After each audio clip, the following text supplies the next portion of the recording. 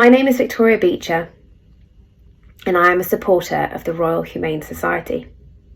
It's my pleasure to share a story of great bravery from the year 1880, which the Royal Humane Society recognised.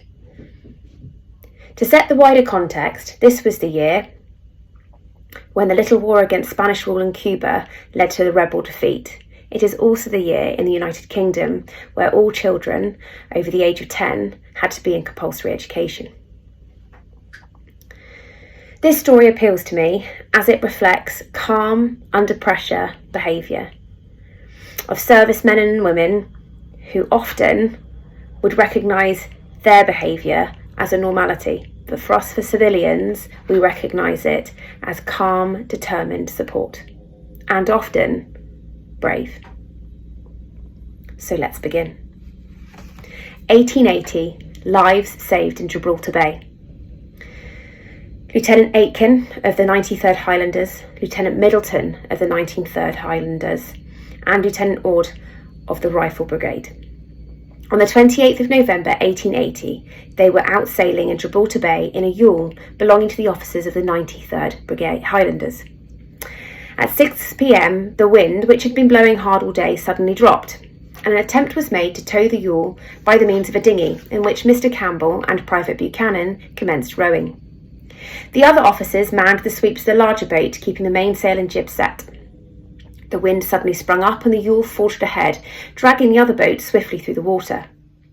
At this juncture, an attempt was made to transfer the tow line from the stern to the bow of the dinghy, and in doing so the boat became swamped, immersing Mr. Campbell and the soldier. The latter succeeded in reaching the yawl at once, but Mr. Campbell was unable to see the boat in the darkness, and after swimming a considerable time, became exhausted and found himself sinking. Mr. Aitken, who was steering the yawl at the time of the accident, seized a lifebuoy and jumped overboard without divesting himself of clothing and swam to the assistance of his brother officer. Mr. Middleton followed only removing some of his clothes and taking with him another lifebuoy. After swimming about 50 yards, they heard Mr. Campbell calling for help, and they went in the direction of the sound. And at first they could see nothing until the phosphorescent light in the disturbed water showed where Mr. Campbell had gone down. Mr. Aitken dived and succeeded in reaching the body, but owing to Mr. Campbell's struggles and the loss of his buoyancy, he had difficulty in keeping on the surface and holding the other. Mr. Middleton then arrived and assisted in placing the other lifebuoy under Mr. Campbell, and in doing so the three officers sank several more times. Mr. Ord, in the meantime, went overboard and swam to the dinghy, and then 40 yards off, and brought it to the officers, and they succeeded in making Mr. Campbell hold on to it and shouted to Private Buchanan to pull on the attached tow rope. Mr. Campbell then became unconscious, and the dinghy, which hitherto had floated right away, up now, turned over. Mr. Middleton then succeeded in getting Campbell on the keel, and Mr. Ord's assistance, they reached the yawl.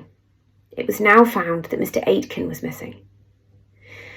They went in the dinghy and found him 250 yards off. Thunder and lightning with heavy rain continued all of this time.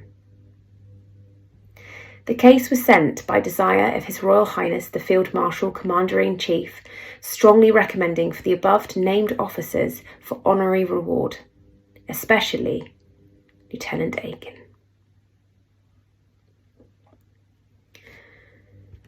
Thank you for listening. This is just one of thousands. The Society is encouraging people to become one of their governors. For just £100 in 2024, you will be invited to attend a variety of Society events, such as their annual General Court, which will see awardees receive their medals and hear their amazing stories.